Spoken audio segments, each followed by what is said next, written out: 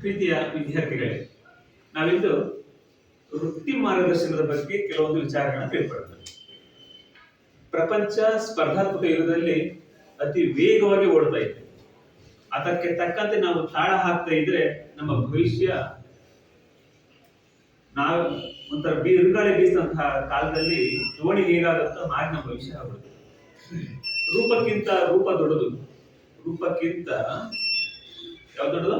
ರೂಪಾಯಿಗಿಂತ ರೂಪ ದೊಡ್ಡದು, ಲಕ್ಷಕ್ಕಿಂತ ಲಕ್ಷಣ ದೊಡ್ಡದು.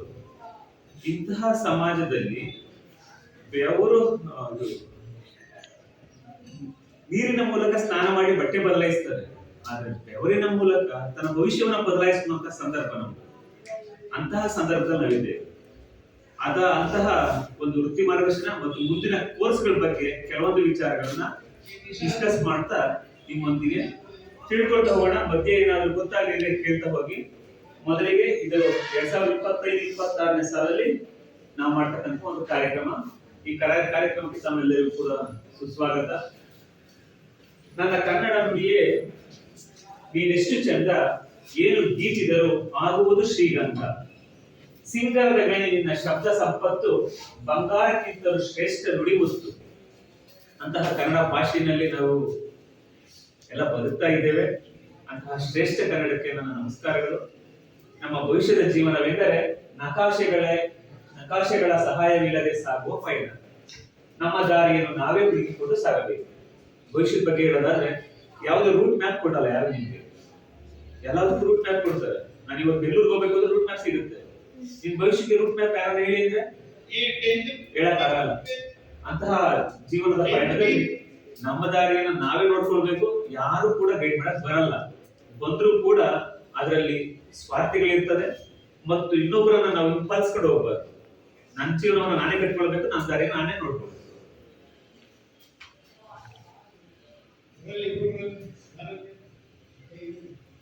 ಇಷ್ಟು ದಾರಿಗಳಿವೆ. ಇದನ್ನ ಒಂದು ದಿವಸದಲ್ಲಿ ಕಲಿಯುವಂಥದ್ದಲ್ಲ. ಒಂದು SSLC ನಂತರ ನನ್ನ ಜೀವನ ಹೇಗಿರುತ್ತೆ ಅನ್ನೋದಕ್ಕೆ ನೂರಾರು ದಾರಿಗಳಿವೆ. ಅದರಲ್ಲಿ ಕೆಲವೊಂದನ್ನ ನಿಮ್ಮೊಂದಿಗೆ ಹಂಚ್ಕೊಳ್ತೀನಿ, ಅದನ್ನ ನೋಡ್ತಾ ಹೋಗೋಣ.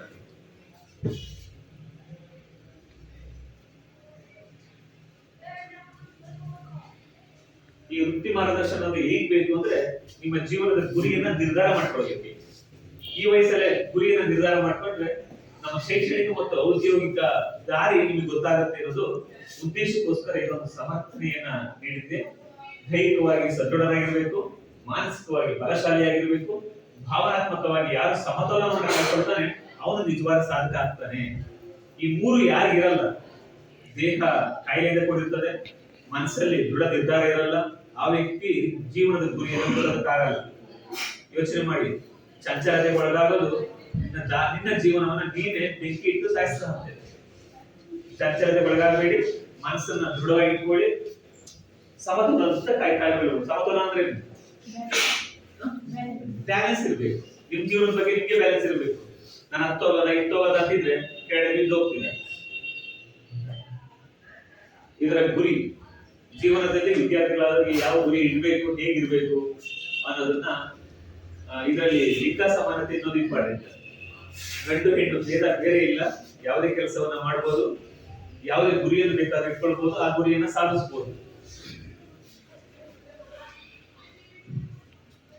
ಅದರಲ್ಲಿ ಏನ್ ಫಲಿತಾಂಶಗಳು ಸಿಗ್ತದೆ ಅಂದ್ರೆ ನಿಮ್ಮ ಜೀವನದಲ್ಲಿ ಒಂದು ಗುರಿಯನ್ನು ಮುಟ್ಟಿದ್ರೆ ನಿಮ್ಗೆ ಗೊತ್ತಾಗುತ್ತೆ ಆ ಗುರಿ ನಾನು ಸಾಧಿಸಿದೆ ಅಂತ. ಅದರ ಫಲಿತಾಂಶಗಳು ಇಲ್ಲೇ ಇರ್ತದೆ.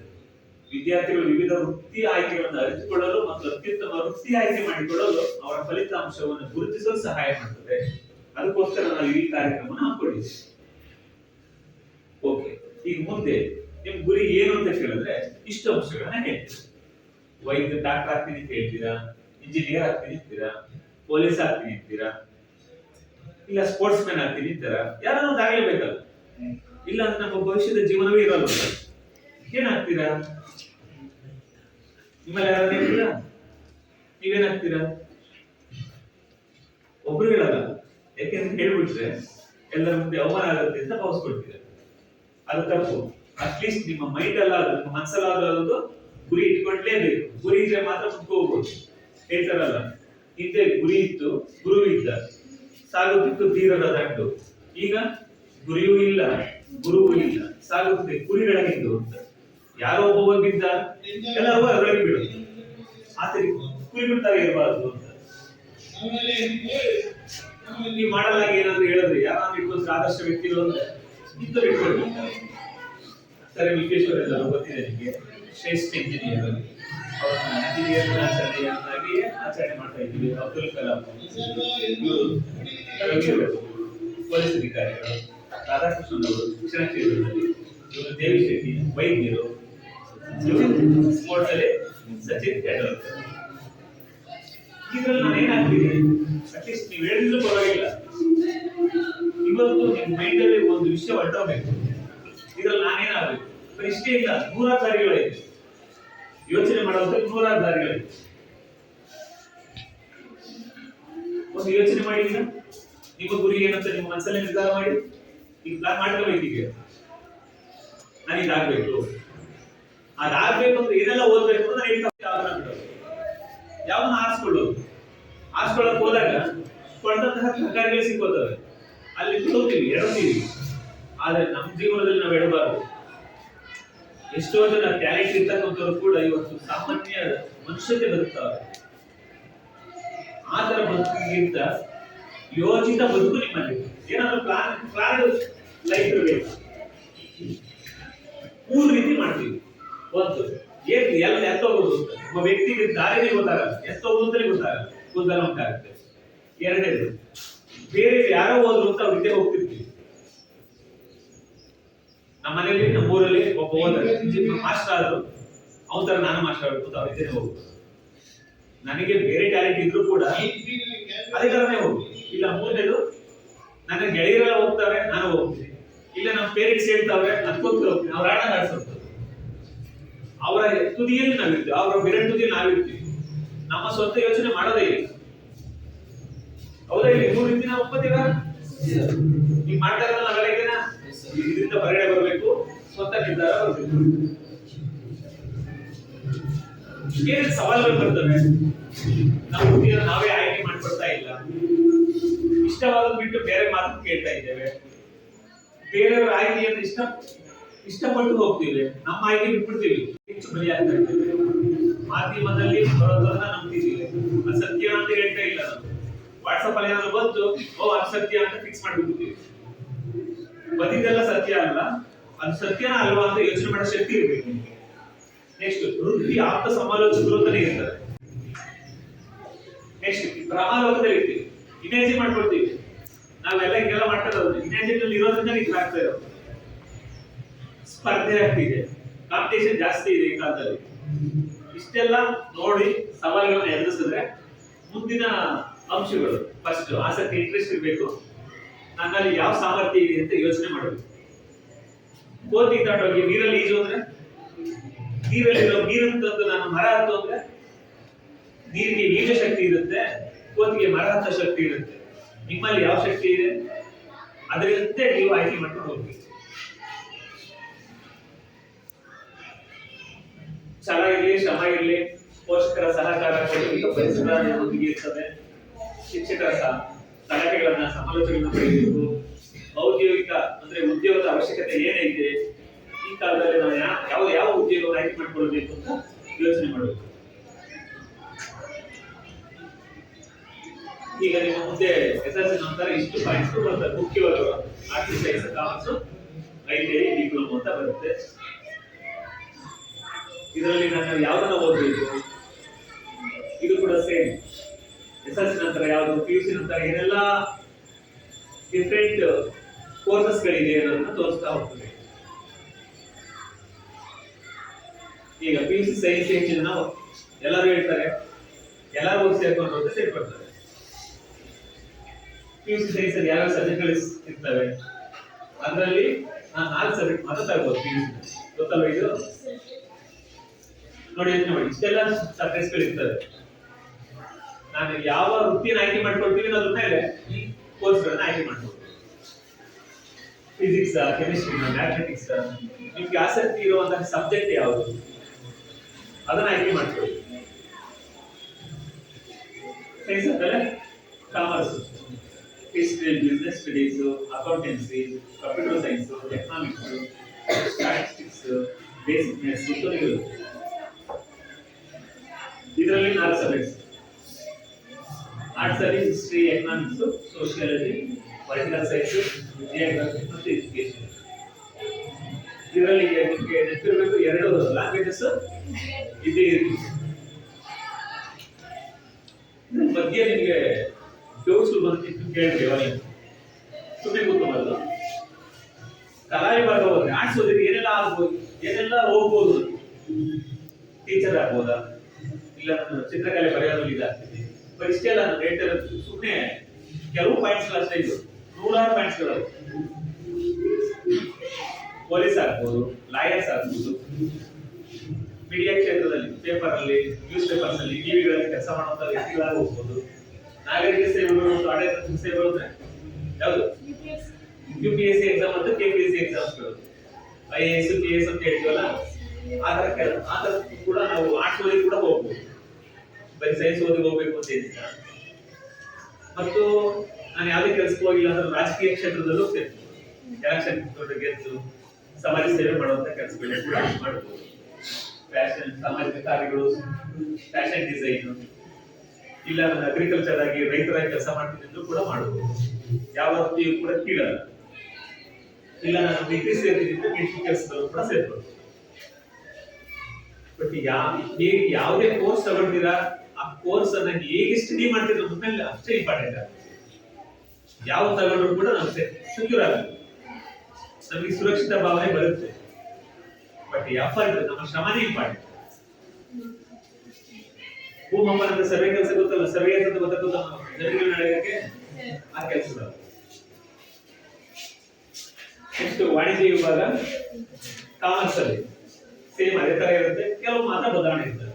ಲೆಕ್ಕ ಪರಿಶೋಧಕ, ಅಕೌಂಟೆಂಟ್ಸ್ ಅಂತ ಇರುತ್ತೆ ಗೊತ್ತಾ, ಬ್ಯಾಂಕ್ ಅಲ್ಲಿ ಕೆಲಸ ಮಾಡ್ತಾರೆ, ಅವರೆಲ್ಲ ಕಾಮರ್ಸ್ ಅಲ್ಲಿ ಕೆಲಸ ಮಾಡಿ ಹೋಗುವಂಥದ್ದು. ಓದಿ ಅದರಲ್ಲಿ ಅಧ್ಯಯನ ಮಾಡಿ ನಾಲೆಜ್ ಅನ್ನ ಪಡೆದು ಹೋಗುವಂಥದ್ದು. ರಂಗಭೂಮಿ ಇರುತ್ತಲ್ವಾ, ಆಕ್ಟಿಂಗ್, ಡ್ರಾಮಾಗಳಲ್ಲಿ ಆಕ್ಟ್ ಮಾಡುವಂಥದ್ದು. ಇವಿಷ್ಟು ಕೂಡ ಸೇಮ್ ಇದ್ದವಲ್ಲ. ಸುಮ್ಮನೆ ಓದ್ಕೊಳ್ಳಿ ಕೆಲವು ಪಾಯಿಂಟ್ಸ್ ಗಳನ್ನ. ಪತ್ರಿಕೋದ್ಯಮ ಅಂದ್ರೆ ಗೊತ್ತಲ್ವಾ, ಪೇಪರ್ ಅಲ್ಲಿ ನ್ಯೂಸ್ ಬರೆಯುವಂಥವ್ರು, ರಿಪೋರ್ಟರ್ ಆಗುವಂಥವ್ರು, ನ್ಯೂಸ್ ಓದುವಂಥವ್ರು, 100 ದಾರಿಗಳಿದೆ. ನಿಮ್ಮ ಮೈಂಡ್ ಅಲ್ಲಿ ಒಂದು ಬದಲಾವಬೇಕು. ನಾನೀಗ ನನಗೆ ಏನ್ ಆಗ್ಬೇಕು ಅನ್ನೋದು ನಿಮ್ಮ ಮೈಂಡ್ ಅಲ್ಲಿ ಬರಬೇಕು.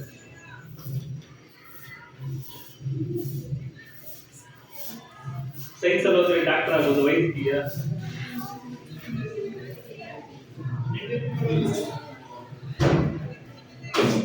ನರ್ಸಿಂಗ್ ಅಲ್ಲಿ ನರ್ಸ್ಗಳು ಅಂತ ಕೇಳಿದ್ರಲ್ವಾ, ಆಸ್ಪತ್ರೆಗಳಲ್ಲಿ. ಅಂದ್ರೆ ಒಟ್ಟಾರೆ ಮೆಡಿಕಲ್ ಅಲ್ಲಿ ಹೋಗ್ಬೇಕು ಅಂದ್ರೂ ಕೂಡ ನೀವು ಸೈನ್ಸ್ ಓದ್ಬೇಕು. ಇಂಜಿನಿಯರ್ ಆಗ್ಬೇಕು ಅಂದ್ರೂ ಕೂಡ ಸೈನ್ಸ್ ಓದ್ಬೇಕು. ಅದಕ್ಕೆ ಸೈನ್ಸ್ ಓದಿದ್ರೆ ನಾವು ಲಾಯರ್ಸ್ ಕೂಡ ಆಗ್ಬೋದು. ಎಲ್ಲ ನೀವು ಸೈನ್ಸ್ ಯಾಕೆ ಇಷ್ಟಪಡ್ತಾರೆ ಅಂದ್ರೆ ಸೈನ್ಸ್ ಓದಿದ್ರೆ ನೀವು ಯಾವ ಕೋರ್ಸ್ ಬೇಕು ಹೋಗ್ಬೋದು. ಅದಕ್ಕೋಸ್ಕರ ಎಲ್ಲರೂ ಸೈನ್ಸ್ ತಗೊಳ್ಳಿ ಅಂತ ಹೇಳ್ತಾರೆ. ಆದ್ರೆ ಆರ್ಟ್ಸ್ ತಗೊಂಡ್ರು ಕೂಡ ಹೋಗ್ಬೋದು, ಕಾಮರ್ಸ್ ತಗೊಂಡ್ರು ಕೂಡ ಹೋಗ್ಬೋದು. ಆದ್ರೆ ಕೆಲವು ಹೋಗ ಡಾಕ್ಟರ್ ಮತ್ತು ಇಂಜಿನಿಯರ್ ಬಿಟ್ರೆ ವೈದ್ಯಕೀಯ ಕ್ಷೇತ್ರ, ಇಂಜಿನಿಯರ್ ಕ್ಷೇತ್ರದಲ್ಲಿ ನಾವು ಆರ್ಟ್ಸ್ ತಗೊಂಡ್ರೆ ಕಾಮರ್ಸ್ ತಗೊಂಡ್ರೆ ಹೋಗಲ್ಲ. ಉಳಿದೋಕೆ ಎಲ್ಲವೂ ಲಾಯರ್ ಆಗ್ಬೋದು, ಎಲ್ಲರೂ ಕೂಡ ಆಗ್ಬೋದು. ಅದೊಂದು ಮಿಸ್ಗೈಡ್ ಮಾಡ್ತಾರೆ. ನಿಮ್ಮ ಆಸಕ್ತಿ ಯಾವುದನ್ನ ಇದೇ ಅರ್ಥ ಮಾಡ್ತೀವಿ. ಡಾಕ್ಟರ್ಸ್, ಇಂಜಿನಿಯರ್ಸ್, ನರ್ಸಿಂಗ್ ಇವು ಬಿಟ್ರೆ ಉಳಿದೋಕೆ ಎಲ್ಲವೂ ಹೋಗ್ಬೋದು. ಆದ್ರೆ ಕೆಲವು ಈಗ ಮಿಲಿಟರಿನಲ್ಲಿ ಸೈನಿಕರಿಗೆ ವೈದ್ಯ ಸೈನಿಕರು ಅಂತ ಕರೀತಾರಲ್ವಾ, ಅದಕ್ಕೆ ಮಾತ್ರ ನೀವು ಸೈನ್ಸ್ ಓದ್ಕೊಂಡೆ ಕೆಲವು ಕ್ಷೇತ್ರ ಆ ಥರ ಇರ್ತದೆ. ಸೈನ್ಸ್ ಓದಿರೋರಿಗೆ ಅವಕಾಶಗಳನ್ನ ಕೊಡ್ತಾರೆ. ಲ್ಯಾಬ್ಗಳಲ್ಲಿ ರಕ್ತ ಟೆಸ್ಟ್ ಮಾಡುವಂಥದ್ದು ನೋಡಿದ್ದೀರಾ, ಅದಕ್ಕೂ ಕೂಡ ನೀವು SSLC ಆದ್ಮೇಲೆ ಡಿಪ್ಲೊಮಾ ಕೋರ್ಸ್ಗಳು ಅಂತ ಸಪ್ರೇಟ್ ಆಗಿ ಸೈನ್ಸ್ ಹೋಗ್ಲೇಬೇಕು ಅಂತಿಲ್ಲ, ಡೈರೆಕ್ಟ್ ಆಗಿ ಕೂಡ ಹೋಗ್ಬೋದು. ಅದ್ರ DMLT ಅಂತ ಇದೆ, ಅದನ್ನ ಹೇಳಿ. PUC ನಂತರ ನಾವು ಮಾಡ್ತಕ್ಕಂತಹ ಕೋರ್ಸ್ಗಳು BSc BAG ಅಂತ ಹೇಳಿದ್ರೆ, ಇಂಜಿನಿಯರ್ಸ್ CET ಕೇಳಿದ್ರ, ನೀಟ್ ವೈದ್ಯಕೀಯ ಸಂಬಂಧಪಟ್ಟು ನೀಟ್ ಅದು ಸಂಬಂಧಪಟ್ಟಂತೆ ನಾವು ಇಲ್ಲಿ agriculture officer, food researcher, crop specialist, fertilizer sales and representative ಅಂತ ಹೇಳ್ಬೋದಲ್ಲ, ರಸಗೊಬ್ಬರನ ಮಾರ್ತಾರಲ್ಲ, ಉತ್ಪಾದನೆ ಮಾಡುವಂಥದ್ದು ಆ ಕ್ಷೇತ್ರಗಳಿಗೆ ಹೋಗ್ಬೋದು. ಫಾರೆಸ್ಟರ್, ಸಾಯಿಲ್ ಸರ್ವೇಯರ್, ಮಣ್ಣಿನ ಪರೀಕ್ಷೆ ಮಾಡುವಂಥದ್ದು. ಅಂದ್ರೆ ನಿಮಗೆ ಈ ತರ ಇದೆಯಾ ಇಲ್ವಾ ಅಂತ ಅರ್ಥ ಮಾಡ್ಕೊಳ್ಳಿ, ಏನೆಲ್ಲ ಇದೆ ಅನ್ನೋದು. ಬೇರೆಯವರು ಓದಂತಹ ದಾರಿಗೆ ಹೋಗೋದ್ರಿಂದ ಇಷ್ಟು ದೂರ ದಾರಿಗಳಿದೆ, ಬರೀ ಒಂದರಲ್ಲೇ ಇರಬೇಡಿ. ನಿಮ್ಮ ಈಗ ಇರ್ತಕ್ಕಂಥ ಗೂಗಲ್ ಅಲ್ಲಿ ಎಐ ಮೂಲಕ ನೀವು ಇವನ್ನೆಲ್ಲ ನೋಡ್ಕೊಂತ ಹೋಗ್ಬೋದು. ನಾನು ಏನೆಲ್ಲ ಇದೆ, ಯಾವುದೋ ವಿಡಿಯೋಸ್ ನೋಡ್ಕೊಂಡು ಟೈಮ್ ವೇಸ್ಟ್ ಮಾಡ್ಕೊಳಕ್ಕಿಂತ ಇದನ್ನ ಸರ್ಚ್ ಮಾಡಿ ನಿಮ್ಮ ಗುರಿ ನೀವೇ ಇಟ್ಕೊಳ್ಬಹುದು. ಈ ತರ ಎಲ್ಲ ಇದೆ, ಯಾರು ಮಾಡದೇ ಇರೋದು ಮಾಡೋಣ.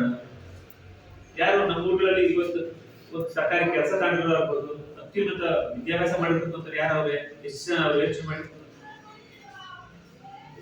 ತುಂಬಾ ಬುದ್ಧಿವಂತರಾಗಿರ್ತಾರೆ ನಿಮ್ಮ ಊರುಗಳಲ್ಲಿ. ಅಂಥವ್ರನ್ನ ಸಲಹೆ ಕೇಳಿ ನಿರ್ಧಾರ ನಿಮ್ದೇನು. 100 ಜನ ಹೇಳೋದು ಅಭಿಪ್ರಾಯನ ಕೇಳಿಸ್ಕೊಳ್ಳಿ, ಕೊನೆಗೆ ನಿರ್ಧಾರ ನಿಮ್ದು ಮಾಡ್ಕೊಳ್ಳಿ. ಅವ್ರು ಹೇಳಿದಂತೆ ಕೇಳೋದಲ್ಲ, ಕೊನೆಗೆ ನೀವೇನು ತೀರ್ಮಾನ ತಗೊಂಡ್ರೆ ಅದೇ ಇಂಪಾರ್ಟೆಂಟ್. ನೆಕ್ಸ್ಟ್ ಐಟಿಐ ಬಗ್ಗೆ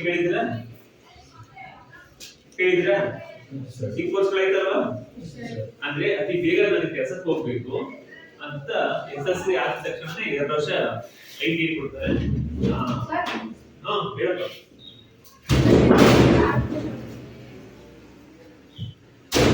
10ನೇ ತರಗತಿ 10ನೇ ತರಗತಿ ಆದ್ರೂ ಹೋಗ್ಬೋದು, ಮತ್ತು PUC ಆದ್ರೂ ಕೂಡ ಹೋಗ್ಬೇಕು. 50% ನಿಮ್ದು ಮಾರ್ಕ್ಸ್ ಇರ್ಬೇಕಾಗುತ್ತೆ. 14 ರಿಂದ 25 ವರ್ಷ ವಯಸ್ಸಾಗಿರ್ಬೇಕು. ಯಾವ್ಯಾವ ಕೋರ್ಸ್ಗಳವೆ ಅಂತ ಹೇಳ್ಬೇಕು.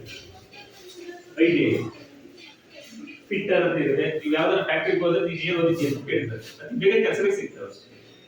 ಫಿಟ್ಟರ್, ಟರ್ನರ್, ಡೀಸೆಲ್ ಮಿಷಿನ್, ನೋಡಿ ಇಷ್ಟೆಲ್ಲ ಇರುತ್ತೆ. ಇದರಲ್ಲಿ ನಾವು ಯಾವ್ದ್ರಲ್ಲಿ ನಮ್ಗೆ ಆಸಕ್ತಿ ಇದೆಯೋ ಆ ಕೋರ್ಸ್ಗಳನ್ನು ಓದಿ ನೀವು ಅತಿ ಬೇಗ ಫ್ಯಾಕ್ಟ್ರಿಗಳಲ್ಲಿ ಕೆಲಸಗಳಿಗೆ ಹೋಗ್ಬೋದು.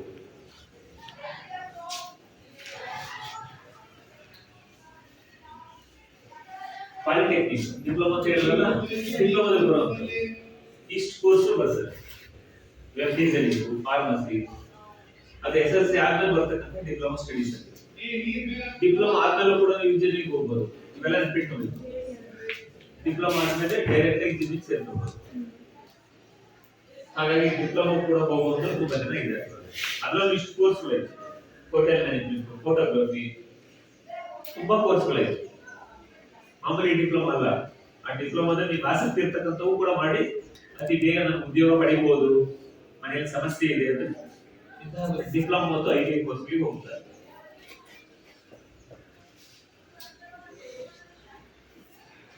ಇದು ನಾಗರಿಕ ಸೇವೆ ಅನ್ನೋದು ಇದು ಇಂಪಾರ್ಟೆಂಟ್ ನನಗೆ. ಯಾಕೆಂದ್ರೆ UPSC ಮತ್ತು KPSC. UPSC ಅಂದ್ರೆ ಕೇಂದ್ರ ಸರ್ಕಾರದ ಒಂದು ಸಂಸ್ಥೆ, KPSC ಕರ್ನಾಟಕ ಸರ್ಕಾರದ ಹೊರತಾಗಿ ಕರ್ನಾಟಕದಲ್ಲಿ ಮಾತ್ರ ಇರ್ತಕ್ಕಂಥ ಒಂದು ಸಂಸ್ಥೆ.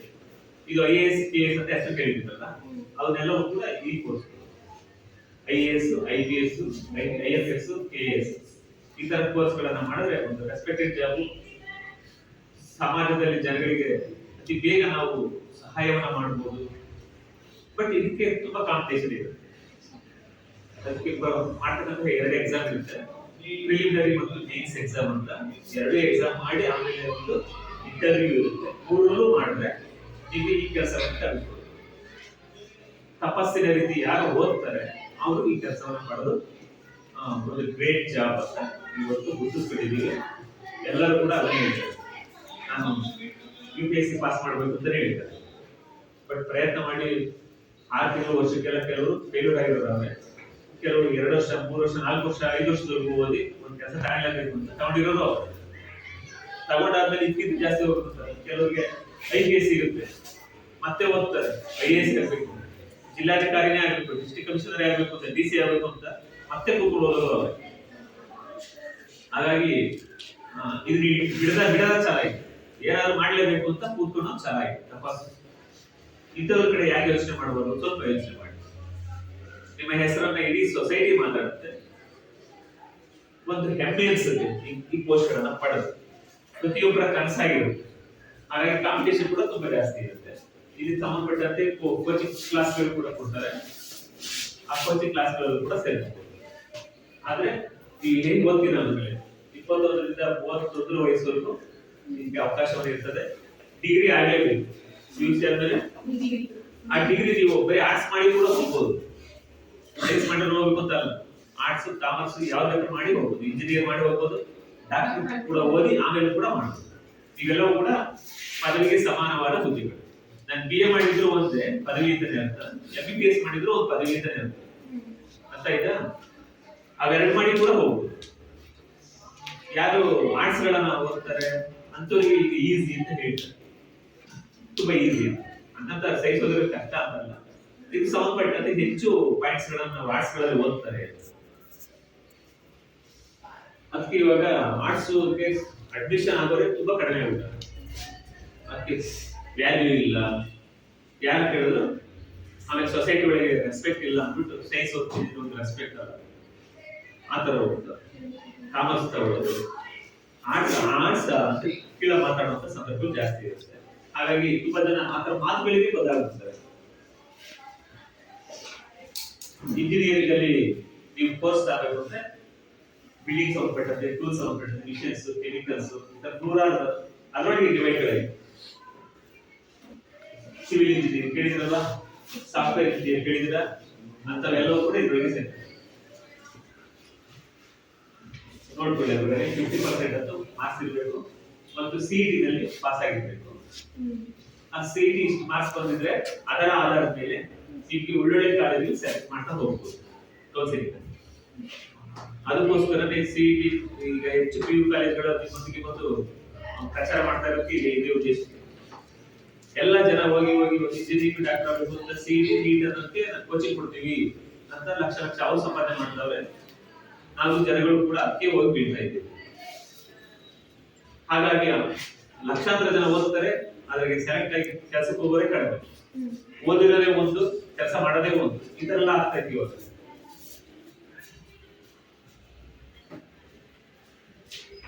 ವೈದ್ಯಕೀಯ ವೃತ್ತಿ ಸಂಬಂಧಪಟ್ಟಂತೆ ಮೆಡಿಕಲ್ ಏನೆಲ್ಲ ಇದೆ,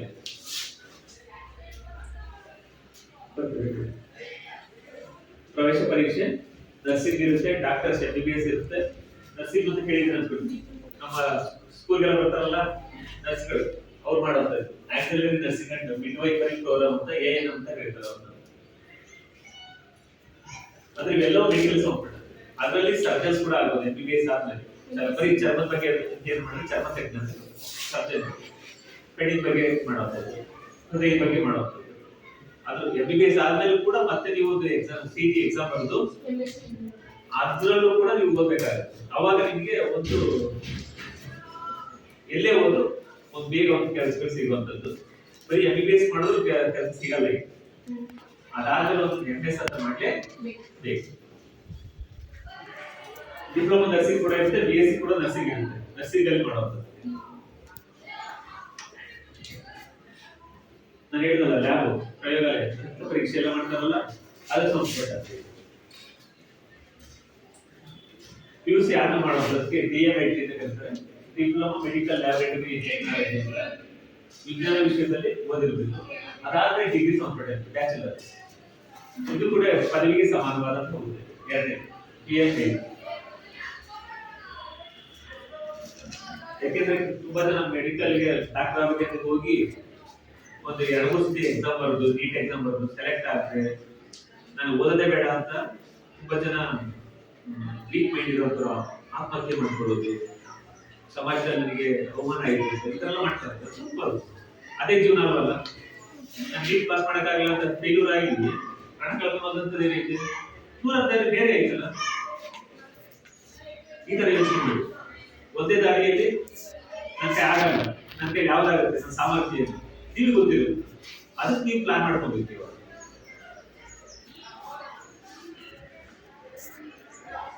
ನೆಕ್ಸ್ಟ್ ಅಡ್ವರ್ಟೈಸ್ಮೆಂಟ್ ಅಲ್ಲೂ ಕೂಡ ಕೆಲಸಗಳು ಸಿಗ್ತವೆ, ಪತ್ರಿಕೋದ್ಯಮದಲ್ಲೂ ಕೂಡ ಕೆಲಸಗಳನ್ನ ತಗೋಬಹುದು. ನ್ಯೂಸ್ ರೀಡರ್ಸ್ ಆಗಿ ಹೇಳಿದ್ದೀನಿ ನಾನು, ನ್ಯೂಸ್ ರೀಡರ್ಸ್ ಆಗಿ ಕೆಲಸ ಮಾಡ್ತಾರೆ, ರಿಪೋರ್ಟರ್ಸ್ ಆಗಿ ತುಂಬಾ ಇವು ಕೂಡ ರೆಸ್ಪೆಕ್ಟೆಡ್ ಜಾಬ್ಸ್. ಈ ನಿಟ್ಟಲ್ಲೂ ಕೂಡ ನೀವು ಯೋಚನೆ ಮಾಡಬಹುದು. ಇಷ್ಟೇ ಅಲ್ಲ, ಅನಿಮೇಷನ್ ಅಂತ ನೋಡಿದ್ರಲ್ವಾ, ಈ ಬಾಹುಬಲಿ ಒಳಗೆ ಮಾಡಿದ್ರೆ ಗೊತ್ತಾ ಸಿನಿಮಾಗಳಲ್ಲೆಲ್ಲ, ಅದೇ ಒಂದು ಕೋರ್ಸ್ಗಳೀಗ ಅನಿಮೇಷನ್ ಕೂಡ ತುಂಬಾ ಉತ್ತಮವಾಗಿ ನಡೀತಾ ಇದೆ. ಆ ಕೋರ್ಸ್ಗಳು ಕೂಡ ಆಯ್ತು. ಇದ್ರ ಬಗ್ಗೆ ನಾವ್ ಯಾಕೆ ಯೋಚನೆ ಮಾಡಬಾರ್ದು?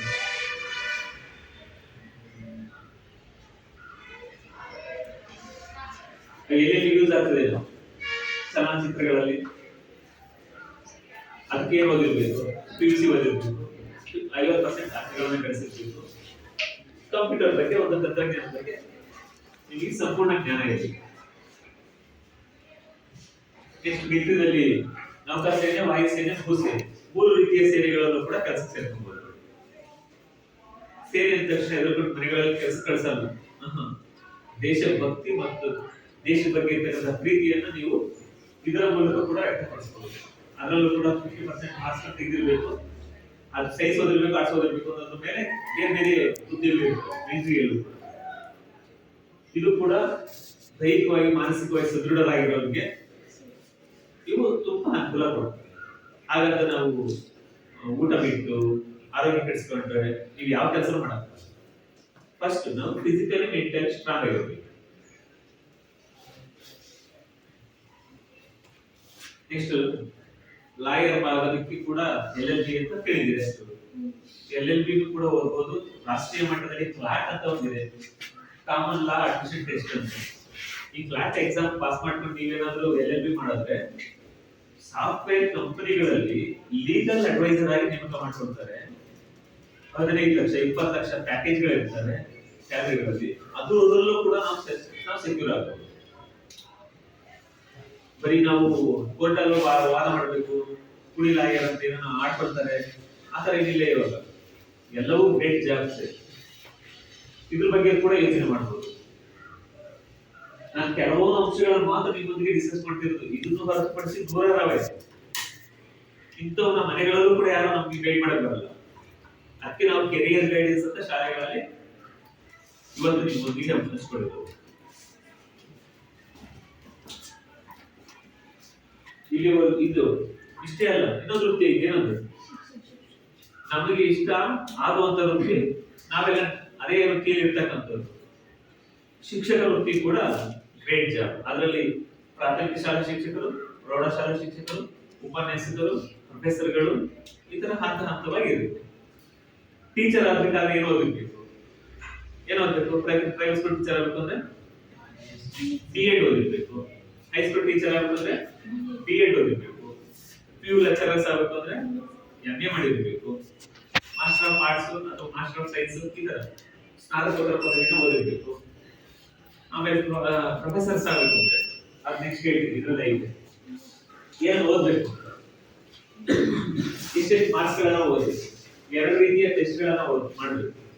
ಮೊದಲು TET ಪಾಸ್ ಮಾಡಿರ್ಬೇಕು, ಟೀಚರ್ ಎಲಿಜಿಬಿಲಿಟಿ ಟೆಸ್ಟ್ ಅಂತ. ನಿಮ್ಮೊಂದಿಗೆ ಯಾರು ಟೀಚ್ ಮಾಡಕ್ ಬರ್ತಾರೆ ಇವೆಲ್ಲ ಪಾಸ್ ಮಾಡಿರೋದು. ಕಾಮನ್ ಎಂಟ್ರೆನ್ಸ್ ಟೆಸ್ಟ್ ಅಂತ. TET ಮಾಡಿದ್ರೆ ಮೊದಲು ಶಿಕ್ಷಣ ವೃತ್ತಿಗೆ ಅರ್ಹ ಅಂತ ಅಷ್ಟೇನೆ. ನೆಕ್ಸ್ಟ್ ಅದಾದ್ಮೇಲೆ ಮತ್ತೆ ಎಕ್ಸಾಮ್ ಮಾಡ್ತಾರೆ, ಲಕ್ಷಾಂತರ ಜನ ಅಪ್ಲಿಕೇಶನ್ ಹಾಕ್ತಾರೆ. ಅದರಲ್ಲಿ ಕಾಮನ್ ಸೆಂಟ್ರಲ್ ಟೆಸ್ಟ್ ಅಲ್ಲಿ ಯಾರು ಪಾಸ್ ಆಗ್ತಾರೆ ಅದರಲ್ಲಿ ಹೈಯೆಸ್ಟ್ ಮಾರ್ಕ್ಸ್ ತೆಗೆದ್ರೆ ಮಾತ್ರ ನೀವು ಹುದ್ದೆಗಳನ್ನ ಕೊಡುವಂಥದ್ದು. ಅದಾದ್ಮೇಲೆ ನಾನು ಕಾಲೇಜ್ ಪ್ರೊಫೆಸರ್ ಆಗಬೇಕು ಅಂದ್ರೆ ಇನ್ನೂ ಟೆಸ್ಟ್ ಐತೆ, ನ್ಯಾಷನಲ್ ಎಲಿಜಿಬಿಲಿಟಿ ಟೆಸ್ಟ್ ಮತ್ತು ಸ್ಟೇಟ್ ಎಲಿಜಿಬಿಲಿಟಿ ಟೆಸ್ಟ್. ಇವೆರಡರಲ್ಲಿ ಒಂದ್ರೆ ಪಾಸ್ ಆಗಿರ್ಬೇಕು. ಈಗ ನ್ಯಾಷನಲ್ ಎಲಿಜಿಬಿಲಿಟಿ ಟೆಸ್ಟ್ ನಾವು ಪಾಸ್ ಮಾಡ್ಕೊಳ್ಳೋದಕ್ಕೆ ನಾವು ಪ್ರೊಫೆಸರ್ ಅಲ್ಲಿ ಅಪ್ಲಿಕೇಶನ್ ಹಾಕಿ ಬರೀಬಹುದು. ಅದರಲ್ಲಿ ಹೈಯೆಸ್ಟ್ ಮಾರ್ಕ್ಸ್ ತೆಗೆದ್ರು ಮಾರ್ಕ್ ಕೊಡ್ಕೊಂಡು ಬರ್ತಾರೆ. ಆ ಮಾರ್ಕ್ಸ್ ಅಲ್ಲಿ ಅತಿ ಹೆಚ್ಚು ಜನ ಕೆಲಸಗಳು ತಗೊಂಡಿರೋರು ಅವರು. ಎಲ್ಲ ಪ್ರಯತ್ನ ಪಡ್ಬೇಕು. ನಾವು ಒಂದೊಂದು ರೂಪಾಯಿ ಬಡದಾಡ್ತೀವಿ, ಜಗಳ ಆಡ್ತೀವಿ. ಮಾರ್ಕ್ಸ್ ಗಳಿಗೆ ಬಡದಾಡಿದ್ರೆ ನಮ್ಮ ಜೀವನವೇ ಬದಲಾಗುತ್ತೆ. ಆ ನಿಟ್ಟಿನಲ್ಲಿ ಸ್ವಲ್ಪ ಯೋಚನೆ ಮಾಡಿ. ಇದರಲ್ಲಿ ಏನಾದ್ರೂ ಡೌಟ್ಸ್ ಇದ್ರೆ ಕೇಳಿ. ನಮ್ಮ ಶಕ್ತಿಯ ಅನುಸಾರ ನಾವು ವೃತ್ತಿಯನ್ನು ಪಡೆಯಬೇಕು. ನಮ್ಮ ಭವಿಷ್ಯವನ್ನು ರೂಪಿಸ್ಕೊಳ್ಬಹುದು, ಜೀವನವನ್ನು ಸುಲಲಿತವಾಗಿ ನಡೆಸ್ಕೊಳ್ಬಹುದು. ಹೋಟೆಲ್ ಮ್ಯಾನೇಜ್ಮೆಂಟ್ ಕೂಡ ಐತೆ. ಯಾವ್ದಾದ್ರು ಹೋಟ್ಲಿಗೆ ಹೋದಾಗ ನೀವು ನೋಡಿದ್ರೆ ಅಲ್ಲಿ ವೇಟರ್ಸ್ ಗಳು ಇರ್ತಾರೆ, ಬಟ್ ಒಳಗಡೆ ಅಡಿಗೆ ಮಾಡುವಂತವ್ರು, ಅಲ್ಲಿ ಸಂಪರ್ಕ ಇದು ಮಾಡುವಂತವ್ರು ಅವ್ರೆ. ನಾವು ಅದು ಕೀಳು ಅಂತ ನೋಡ್ಕೊಂತೀವಿ. ಇವ್ರಿಗೆ ಬರೋ ಸಂಬಳಗಳು ಕೂಡ ನಮ್ಮಲ್ಲಿ ಯಾರಿಗೂ ಬರುತ್ತೆ. ಅಂತಹ ಹೋಟ್ಲುಗಳೈತೆ. ಅಂಥದ್ದು ಕೂಡ ಒಂದೊಂದು ಕೋರ್ಸ್ ಅಂತ 4 ವರ್ಷ ಕೋರ್ಸ್ಗಳನ್ನ ಮಾಡಿದ್ದಾರೆ ಇವಾಗ. PUC ಆದ್ಮೇಲೆ ಅದಕ್ಕೆ ಆ ಕೋರ್ಸ್ಗಳು ಕೂಡ ಹೋಗ್ಬೋದು. 6 ತಿಂಗಳ ಕೋರ್ಸ್ಗಳು, ವರ್ಷದ ಕೋರ್ಸ್ಗಳು ಕೂಡ ಐತೆ. ನೆಕ್ಸ್ಟ್ ಚಾರ್ಟೆಡ್ ಅಕೌಂಟೆಂಟ್ ಎಲ್ಲರೂ ಕೇಳಿದ್ರೆ CA ಅಂತ ಕರೀತಾರೆ. ಯಾರನ್ನ ಕೇಳಿದ್ರೆ ಥಾಮಸ್ ಮಾಡ್ತಾರೆ ಕೇಳಿದ್ರೆ CA ಮಾಡಬೇಕು ಅಂತ. ಆ CA ಮಾಡಬೇಕು ಅಂದ್ರೆ ಕೂಡ ಒಂದು ಟೆಸ್ಟ್ ಕಾಮನ್ ಪ್ರಾಕ್ಸಿನರಿ ಟೆಸ್ಟ್ ಅಂತ ಅತಿ ಡಿಫಿಕಲ್ಟ್ ಆದ ಟೆಸ್ಟ್ ಇದು ಪಾಸ್ ಮಾಡ್ಕೊಂಡು CA ಓದಿ ಅದಕ್ಕೆ ಎಕ್ಸಾಮ್ ಬರೆದು ನಮಗೆ ಹೊರಗಡೆ ಬರಬೇಕು ಅಂದ್ರೆ ತುಂಬಾ ಎಫರ್ಟ್ ಆಗ್ಬೇಕು. ಎಷ್ಟು ಎಫರ್ಟ್ ಆಗ್ತದೆ ಅಂದ್ರೆ IAS ಮಾಡೋಷ್ಟು ಎಫರ್ಟ್ ಆಗ್ಬೇಕು.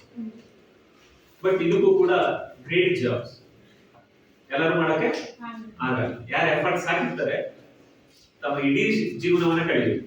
ಆ ತರ ಎಫರ್ಟ್ಸ್ ಆಗ್ತದೆ, ತಪಸ್ ಮಾಡ್ತಾರ ಆಗ್ತದೆ. ಒಳ್ಳೆ ಪೋಸ್ಟ್ಗಳಿವೆ. ದೊಡ್ಡ ದೊಡ್ಡ ಕಂಪ್ನಿಗಳು ಕೂಡ ದೊಡ್ಡ ದೊಡ್ಡ ಆಫೀಸರ್ಸ್ಗಳು ಕೂಡ ಇವ್ರ ಕೈ ಕೆಳಗೆ ಬರ್ತಾರೆ. ಯಾಕೆ ಬರ್ತಾರೆ ಅಂದ್ರೆ CA ಮಾಡಿರೋದ್ ನಂತರನೇ ಎಲ್ಲ ನಮ್ಮ ಇಡೀ ಕಂಪನಿ ಆದಾಯ ವ್ಯಯ ಎಲ್ಲ ಲೆಕ್ಕಾಚಾರ ಮಾಡೋರು ಇವರು. ಇಡೀ ದೇಶದ್ದೇ ಮಾಡ್ತಾರೆ. ನೀವು ನೋಡಿದ್ರಲ್ವ ಆದಾಯ ಯಾವ್ದು ಬಜೆಟ್ ಅಂತ ಕೇಳಿದ್ರ ಅಂತವೆಲ್ಲ ಮಾಡ್ತಾರೆ ಇವರು ಇಡೀ ದೇಶದ. ನೋಡಿ ಇದು ಕೂಡ ಕಾಮರ್ಸ್ ಅಂತ ಮಾಡುವಂಥದ್ದು. ಏನೆಲ್ಲ ಓದಬೇಕು 4 ವಿಷಯಗಳು ಯಾರು ಒಳಗೊಂಡೈತೆ ಅದ್ಯಾವುದು ಟೆಸ್ಟ್ ಅಲ್ಲಿ fundamental of accounting, mercantile laws, general economics, quantity aptitude. ಇಷ್ಟು ಪ್ರಶ್ನೆಗಳು ಬರ್ತವೆ ಅಂತ ಕೊಟ್ಟಿದ್ದಾರೆ. 200 ಮಾರ್ಕ್ಸ್ಗೆ ಎಕ್ಸಾಮ್ಸ್ ನಡೀತದೆ.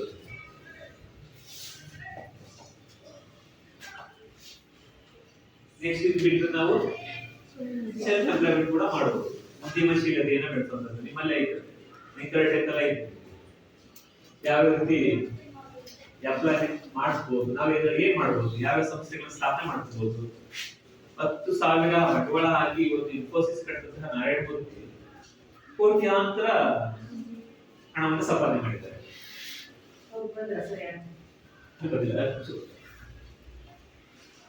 ವ್ಯಾಪಾರಿಕ ಸಂಸ್ಥೆಗಳನ್ನು ಸ್ಥಾಪನೆ ಮಾಡುವಂಥದ್ದು, ಬಿಸ್ನೆಸ್ ಅನ್ನು ಸ್ಟಾರ್ಟ್ ಮಾಡುವಂಥದ್ದು. ನೀವು ಹೇಳ್ತಿರಲ್ಲ ವಾಟ್ಸ್ಆಪ್ ಇಂಥವು ಕೂಡ ಸ್ವಂತ ನಾವೇ ತಯಾರು ಮಾಡಿ ಒಂದೊಂದು ಸಂಸ್ಥೆ ಕಟ್ಟಿರೋದು. ಕಿರಣ್ ಮಜುಮ್ದಾರ್ ಅಂತ ವಯೋಧಾರ ಸಂಸ್ಥೆ ಸ್ಥಾಪನೆ ಮಾಡಿದ್ದಾರೆ. ಇಲ್ಲಿ ನಮ್ಮ ಮೀನ್ ರೋಡಲ್ಲಿ ನೋಡಿದ್ರು ಈ ತರ ಕೂಡ ನಾವು ಯೋಚನೆ ಮಾಡೋದು. ಮೈಕ್ರೋಸಾಫ್ಟ್ ಕಟ್ಟೋದು ಬಿಲ್ ಗೇಟ್ಸ್ ಅವ್ರು ಓದಿರೋದು SSLC PUC ಇರ್ಬೋದು. ಇವತ್ತು ಹಲವಾರು 100 ಇಂಜಿನಿಯರ್ಸ್ ಕೆಲಸ ಕೊಟ್ಟಿದ್ದಾರೆ. ಅದು ಇದು ಸಂಬಂಧಪಟ್ಟಂತೆ ಬರುತ್ತೆ. ನಿನ್ನಿಂದಲೂ ಕೂಡ ನೀನು ಉದ್ಯಮಿಯಾದ್ರೆ ನಿನ್ನಿಂದಲೂ ಕೂಡ ದೇಶವನ್ನ ಹೇಗೆಲ್ಲ ಕಾಪಾಡಬಹುದು,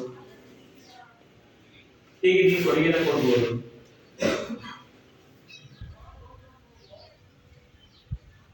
ಅವರು ಇವರೇ ನಾರಾಯಣ ಮೂರ್ತಿ, ಇವರೇ ಕಿರಣ್ ಮಜುಮ್ದಾರ್ ಇಷ್ಟು ಸ್ವಂತ ಬ್ಯಾಂಕ್ಗಳನ್ನ ಸ್ಥಾಪನೆ ಮಾಡುವಂಥದ್ದು, ಸಂಸ್ಥೆಗಳನ್ನ ಕಟ್ಟಿಸುವಂಥದ್ದು, ಸಾಲಗಳನ್ನ ಕೊಡ್ತಾರೆ.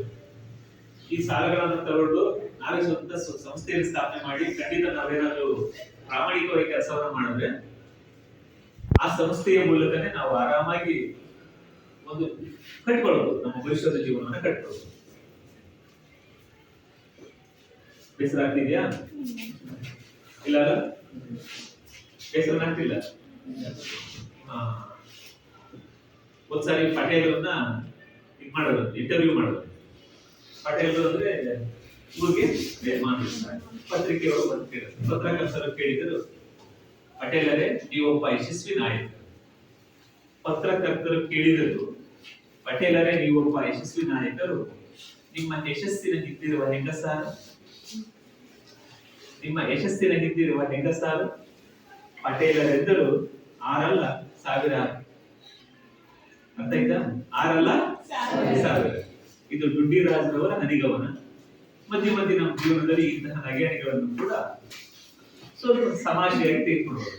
ಈಗ ಅರ್ಥ ಆಗಿಲ್ಲ ನಿಮಗೆ? ಅದು ಅರ್ಥ ಇದೆನಾ? ಎಷ್ಟೆಲ್ಲ ಆಯ್ತು, ನಾನು ಏನ್ ಮಾಡಕ್ಕಾಗಿಲ್ಲ, ನಮ್ಗೆ ಓದಕ್ಕಾಗಿಲ್ಲ ಅಂತ ಬಿಡಕ್ಕಿಲ್ಲ. ನಾವು ರೈತರಾಗಿ ಕೂಡ ಇವತ್ತು ಲಕ್ಷಾಂತರ ರೂಪಾಯಿ ಸಂಬಳ ಮಾಡಿ ದುಡಿತ. ನೀವು ನೋಡಿದ್ರೆ ಮತ್ತೆ ಒಬ್ರು ಬಂದಿದ್ದು, ಅವ್ರು ಓದಿರೋದು ಸಾಫ್ಟ್ವೇರು BB ಕೆಲಸ ಮಾಡ್ತಿದ್ರು, ಬಿಟ್ಟು ಬಂದು ಮಜೂರಿ ಇಟ್ಕೊಳ್ಳೋದು. ಇವತ್ತು ಕೋಟ್ಯಾಂತರ ರೂಪಾಯಿ ಹಣವನ್ನು ಸಂಪಾದನೆ ಮಾಡ್ತಾರೆ. ಅಂದ್ರೆ ಗ್ರೇಟ್ ಜಾಬ್, ವೈಟ್ ಕಲರ್ ಜಾಬ್ಗಳು ಜಾಬ್ ಅಲ್ಲ, ಬೆವರು ಹರಿಸುವಂತ ಜಾಬ್ಗಳು ಕೂಡ ನಮ್ಮನ್ನ ಜೀವನವನ್ನು ನಡೆಸ್ತವೆ. ಅಂತಹ ರೈತ ನಮ್ಮ ದೇಶದ ಬೆನ್ನೆಲುಬಾಗಿ ಕೆಲಸ ಕೂಡ ಮಾಡಬಹುದು. ಇದರ ಮೂಲಕ ದೇಶಕ್ಕೆ ಕೊಡುಗೆಯನ್ನು ಕೊಡಬಹುದು. ಇವತ್ತು ನಾವೆಲ್ಲ ಬದುಕಿರೋದು ಆ ರೈತರಿಂದಲೇ. ಅಂತಹ ಕೆಲಸವನ್ನು ಕೂಡ ಮಾಡಿ ನಮ್ಮ ಜೀವನ ಕಟ್ಕೊಳ್ಳಬೇಕು. ಯಾರೋ ಹೋದರು ಎಂದು ಹಿಂಬಾಲಿಸುವೆ ಏಕೆ? 4 ಜನ ಹೊರಟು ಅವನೇ ಹಿಂಬಾಲಿಸ್ತೀಯ. ಕುರಿ ಯಾರಾದ್ರೂ ಹೋಗಿ ಅವರಿಬಾರದಿತ್ತೆ ಕುರಿತರ ಹಿಂದೆ ಹೋಗಿ ಕುರಿ ಆಗಬೇಡಪ್ಪ. ಉಪದೇಶ ನೂರಿನಲ್ಲಿ ಸತ್ಯಾನುಭವ ನಿನ್ನದು. ಯಾರ್ಯಾರು 100 ಜನ ಉಪದೇಶ ಕೊಡ್ತಾರೆ, ಆದ್ರೆ ಸತ್ಯದ ಅನುಭವ ನಿಂದೆ ಆಗಿರ್ಬೇಕು. ಅದು ನಿನ್ನ ಗುರಿ, ನಿನ್ನದು ಮುದ್ದುರ. ನಿನ್ನ ಗುರಿನ ನೀನೇ ಕಟ್ಕೊಳ್ಬೇಕು ಅಂತ ಒಂದು ಕವಿವಾಣಿ. ಜೀವನ ಒಂದು ಗಣಿತ ಇದ್ದ ಹಾಗೆ ದುಃಖವನ್ನ ಭಾಗಿಸ್ಬೇಕು, ಸಂತೋಷವನ್ನ ಗುಡಿಸ್ಕೊಳ್ಬೇಕು, ಮಲ್ಟಿಪ್ಲೈ ಮಾಡ್ಕೊಳ್ಬೇಕು, ಸ್ನೇಹವನ್ನ ಕೂಡ್ಬೇಕು, ಆಡ್ ಮಾಡ್ತಾ ಹೋಗ್ಬೇಕು. ಯಾವತ್ತು ಶತ್ರುವನ್ನ ನಿಮ್ಮ ಮನಸ್ಸಲ್ಲಿ ಬರ್ತಕ್ಕಂಥ ಯಾರ ಶತ್ರುಗಳಿದ್ರೆ ಅವ್ರನ್ನ ಯೋಚನೆ ಮಾಡ್ತಾ ಜೀವನ ಕಳ್ಕೊಳ್ಬೇಡಿ, ಅವ್ರನ್ನ ಕಳ್ಕೊಳ್ಬೇಕು, ಬಿಡಬೇಡಿ, ಕಳ್ಬಿಡಿ. ಆಗಿದ್ರೆ ಮಾತ್ರ ನಿಮ್ಮ ನಿಜವಾದ ಸಂತೋಷದ ಜೀವನ ನಿಮ್ಮ ಕೈಯಲ್ಲಿರುತ್ತೆ. ಇಷ್ಟೆಲ್ಲ ಅಂಶಗಳನ್ನ ನಿಮ್ಮ ಮನಸ್ಸಲ್ಲಿ ಇಟ್ಕೊಳ್ಳಿ. ನಿಮ್ಮ ವೃತ್ತಿಯ ಬಗ್ಗೆ ಒಂದು ಪ್ಲಾನ್ ಮಾಡ್ಕೊಳ್ಳಿ. ನಿಮ್ಮ ಕೋರ್ಸ್ಗಳ ಬಗ್ಗೆ ಕನಸು ಕಟ್ಕೊಳ್ಳಿ. ಅದನ್ನ ಏನ್ ಓದ್ಬೇಕು ಅಂತ ಕಟ್ಕೊಂಡ್ರೆ ನಿಮ್ಮ SLC ಪರೀಕ್ಷೆಯಲ್ಲೂ ಕೂಡ ಅತ್ಯುನ್ನತ ಅಂಕವನ್ನ ಗಳಿಸಿ ನಿಮ್ಮ ಭವಿಷ್ಯವನ್ನ ಕಟ್ಕೊಳ್ಬೇಕು. ಇಲ್ಲ ಅಂದ್ರೆ ಉದಾಸೀನ ಮಾಡ್ತಾ ಭವಿಷ್ಯವನ್ನ ಹಾಳು ಮಾಡ್ಕೊಳ್ಬೇಡಿ. ಅದಕ್ಕೋಸ್ಕರ ಈ ವೃತ್ತಿ ಮಾರ್ಗದರ್ಶನ ಕಾರ್ಯಕ್ರಮವನ್ನು ಹಮ್ಮಿಕೊಂಡಿದ್ದೀವಿ. ಇದರಲ್ಲಿ ನಮ್ಮ ಶಾಲೆಯ ಎಲ್ಲ ಶಿಕ್ಷಕರು ಕೂಡ ನಮಗೆ ಸಹಕಾರವನ್ನು ಕೊಟ್ಟವ್ರೆ. ಹಾಗಾಗಿ ಇಲ್ಲಿವರೆಗೂ ಏನಾಯ್ತು ಮರ್ತ್ಬಿಡಿ, ಅದೇ ಭೂತವನ್ನು ಮರ್ತ್ಬಿಡಿ. ಭವಿಷ್ಯದ ಬಗ್ಗೆ ಯೋಚನೆಯನ್ನ ಮಾಡಿ ವರ್ತಮಾನದಲ್ಲಿ ಬದುಕು. ಈಗ ಏನ್ ಮಾಡ್ಬೇಕು ಅನ್ನೋದನ್ನ ನೀವು ಯೋಚನೆ ಮಾಡ್ತಾ ಬದುಕಿದ್ರೆ ಮಾತ್ರ ನೀವು ಸಕ್ಸಸ್ ಆಗ್ತೀರ. ಅಯ್ಯೋ ನಾನು ನೆನ್ನೆ ಓದಿಲ್ಲ ಅಂತ ಇವತ್ತು ಓದೋದ್ ಬಿಟ್ಟೆ ಅಂದ್ರೆ ನೀವು ಹಾಳಾಗ್ತೀರ. ಇಲ್ಲಿವರೆಗೂ ಓದಿಲ್ಲ, ಇವತ್ತು ಕೂಡ ಒಂದು ತಿಂಗಳು ಆಯ್ತು, ಇವತ್ತು ಓದಕ್ ಸ್ಟಾರ್ಟ್ ಮಾಡೋದು ಕೂಡ 90% ಮಾರ್ಕ್ಸ್ ತೆಗೆಯಕ್ಕೆ ಏನೂ ಕಷ್ಟ ಇದೆ. ಹಾಗಾಗಿ ನಿಮ್ಮ ಭವಿಷ್ಯವನ್ನ ಬಗ್ಗೆ ತಲೆ ಕೆಡಿಸ್ಕೊಳ್ದೆ, ಈಗಾಗಲೇ ಆಗೋಗಿರೋದು ತಲೆ ಕೆಡಿಸ್ಕೊಳ್ದೆ, ಈಗ ಏನ್ ಮಾಡ್ಬೇಕು ಅನ್ನೋದ್ರ ಕಡೆ ಯೋಚನೆ ಮಾಡಿ ಅನ್ನೋದಕ್ಕೋಸ್ಕರ ಈ ನೀತಿ ಮಾತು. ಇಷ್ಟೆಲ್ಲ ಮಾಡಿರೋದು ಈ ಕಾರ್ಯಕ್ರಮದ ಬಗ್ಗೆ. ಎಲ್ಲ ವಿದ್ಯಾರ್ಥಿಗಳು ತಮ್ಮ ಇಚ್ಛೆಯ ಉದ್ಯೋಗವನ್ನು ಆರಿಸಿಕೊಳ್ಬೇಕು. ಈಗಲೇ ಉತ್ತಮ ಯೋಜನೆ ರೂಪಿಸ್ಕೊಳ್ಬೇಕು. ಶಿಕ್ಷಣ ಜ್ಞಾನ ಮತ್ತು ಕೌಶಲವನ್ನ ಮಾತ್ರ ಕೊಡ್ತದೆ, ನಿಮಗೆ ಸ್ಕಿಲ್ ಕೊಡ್ತದೆ ಅಷ್ಟೇ. ಅದೇನ್ ಮಾಡ್ಬೇಕು, ನೀವೇ ಕೂತ್ಕೊಳ್ಬೇಕು, ನೀವೇ ಮಾಡಬೇಕು. ಸ್ವಯಂ ನಿರ್ಧಾರದ ಮೂಲಕ ಸ್ವಾವಲಂಬಿಯಾಗಿ ಬದುಕಲು ಕಟ್ಕೊಳ್ಳೋದಕ್ಕೆ ಮಾತ್ರ ನಮಗೆ ವೃತ್ತಿ ಮಾರ್ಗದರ್ಶನ ಬೇಕೇ ಬೇಕು. ನಿಮ್ಮ ಜೀವನದ ಬಗ್ಗೆ ಉತ್ತಮವಾದ ಭವಿಷ್ಯವನ್ನು ರೂಪಿಸಿಕೊಳ್ಳೋದಕ್ಕೆ ಇವತ್ತೇ ಒಂದು ಪ್ಲಾನ್ ಮಾಡ್ಕೊಳ್ಳಿ. ಅದರ ನಿಟ್ಟಿನಲ್ಲಿ ನಿಮ್ಮ ಜೀವನವನ್ನ ಸಾಗಿಸ್ತಾ ಹೋಗಿ ಚೆನ್ನಾಗಿ ಓದ್ತೀರ ಅಂತ ಭಾವಿಸಿದ್ವಿ. ಏನ್ ಸಮಸ್ಯೆ ಇಲ್ಲಲ್ಲ? ಏನಾದ್ರು ಡೌಟ್ಸ್ ಇದೆ ಕೇಳಿ. ಏನಿಲ್ಲ, ಓಕೆ. ಇಲ್ಲಿವರೆಗೂ ಕೂಡ ಒಂದು ಒಳ್ಳೆಯ ಅಂಶಗಳನ್ನ ನಾವು ನಿಮ್ಮೊಂದಿಗೆ ಡಿಸ್ಕಸ್ ಮಾಡಿದ್ದೇವೆ.